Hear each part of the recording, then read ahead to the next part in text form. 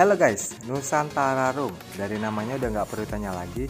Ini merupakan salah satu custom room karya anak bangsa. Walau room ini masih build awal, untuk masa performa kalian nggak perlu khawatir, karena beberapa devnya merupakan ex dari Corvus Room yang membentuk room baru dengan nama Nusantara Room. Nah, penasaran apa aja yang dihadirkan di build pertama Nusantara Room di Redmi Note 8 Pro? Langsung aja guys, kita masuk ke dalam videonya.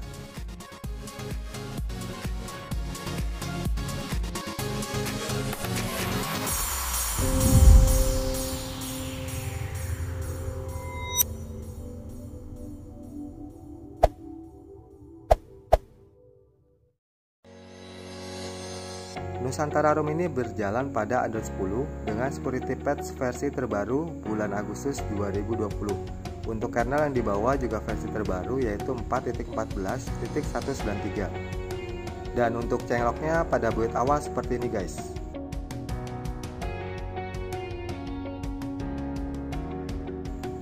Masuk ke dalam home screen. Ini untuk geser-gesernya masih tetap mulus dan perpindahan menu itu nggak ada delaynya. Kemudian aplikasi yang dibawa seperti custom room lainnya. Bedanya di sini membawa aplikasi Matlock. Ini fungsinya kalau nggak salah buat melihat aktivitas lock di dalam HP. Satu hal lagi, di dalam Nusantara Room masih belum membawa aplikasi Gaps. Jadi jangan lupa kalian install Gaps-nya setelah menginstal room ini. Masuk ke bagian quick setting. Ini untuk build awal bisa dibilang lengkap ya guys. Untuk fitur yang disediakan ada sweep data, FPS overlay, lalu NFC, Gen Part, Gaming Mode, dan juga AOD. Kemudian sekarang kita masuk ke bagian menu setting. Di dalam menu setting, kita masuk dulu ke dalam tampilan. Nah, di dalam menu tampilan tersedia fitur preferensi driver game. Fitur ini itu kalau nggak salah, gue pernah nemuin di dalam fitur yang ada di room ini untuk mendukung kalian dalam bermain game. Selanjutnya kita masuk ke dalam Nusantara Wings. Nah, di dalam sini dibagi beberapa tab. Yang pertama tab sistem, tab lock screen, tab status bar, dan yang terakhir tab hardware. Kita masuk ke dalam tab sistem terlebih dahulu, lalu kita coba masuk ke dalam menu tema. Di dalam tema ini ada Nusantara Wing Background, fungsinya itu untuk mengatur background di dalam menu Nusantara Wings ini. Contohnya seperti ini guys. Kemudian untuk font yang di bawah juga cukup lengkap. Lalu untuk aksen warna sepertinya cuma dapat mengatur di satu warna aja. Nggak seperti Roombliss yang gue review sebelumnya, itu yang dapat mengatur dua aksen warna. Kemudian tema yang di bawah juga cukup lengkap. Lalu di sini juga terdapat pengaturan status bar icon dan juga keys header. Selanjutnya di dalam menu notifikasi terdapat fitur untuk mengatur notifikasi seperti pop-up notifikasi pada status bar, lalu charging animasi, getaran saat kita melakukan pengecasan HP, kemudian pengaturan animasi saat notifikasi muncul. Dan yang terakhir di sini tersedia fitur Eagle Lightning untuk menampilkan LED di pinggir layar saat ada notifikasi masuk.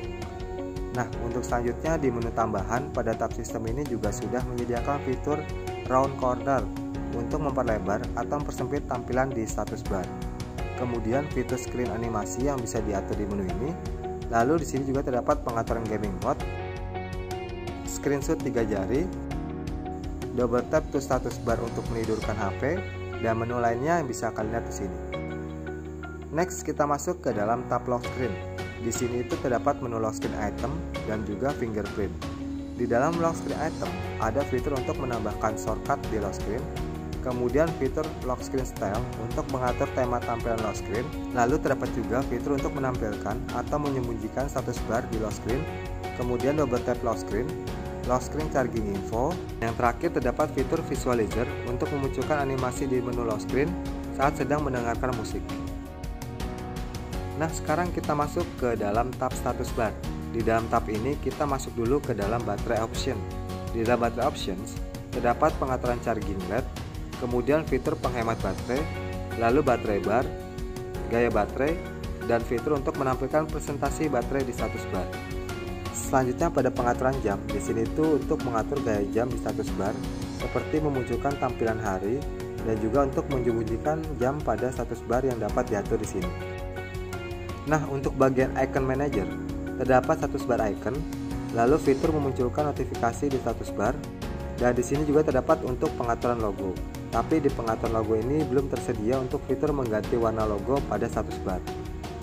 Di dalam menu Quick Setting terdapat fitur seperti Quick Setting yang berada di MIUI 12, yaitu kalau kalian aktifkan yang ini, ketika kalian menarik status bar yang kiri, nanti itu muncul untuk notifikasi aja.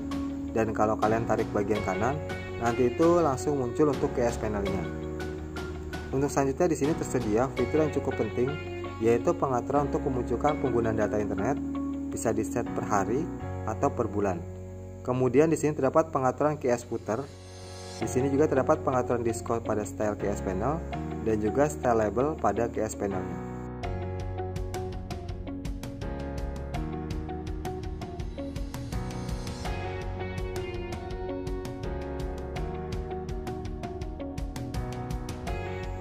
Pada Nusantara Room juga membawa fitur Hider Image untuk memunculkan gambar di dalam QS panel.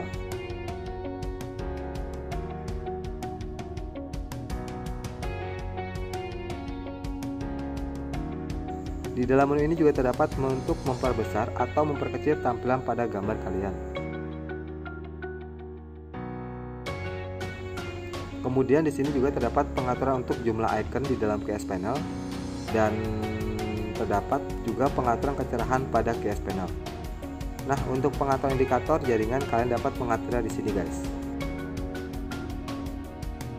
Yang terakhir pada tab hardware, ini terdapat menu button dan juga navigasi. Di dalam menu navigasi di sini juga sudah tersedia fitur audio equalizer pada navigasi dan terdapat fitur cepat pada navigasi yang dapat kalian atur di menu navigasi ini. Yang terakhir di dalam tab hardware, di sini tersedia menu power dan di sini juga dapat mengatur animasi power pada menu ini.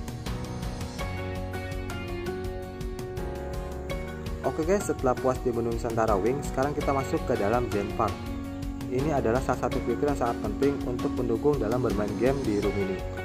Nah, pada menu Zenpark terdapat audio Mi Sound. Seperti halnya Mi Sound yang ada di room MIUI, kalian juga dapat menggunakan fitur tersebut pada room ini.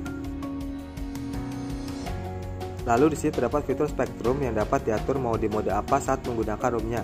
Ada balance, performa, baterai, dan juga gaming.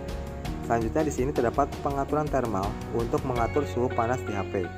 Lalu pengaturan jaringan TCP, kalibrasi warna. Selanjutnya ada FPS Info Overlay, Ambient Gesture, dan yang terakhir terdapat pengaturan getaran HP. Karena Nusantara Room ini sudah official, di sini juga terdapat fitur Face Unlock yang bisa digunakan di room ini. Untuk SOT-nya termasuk awet ya guys, dengan penggunaan intens buat medsos dan juga internetan.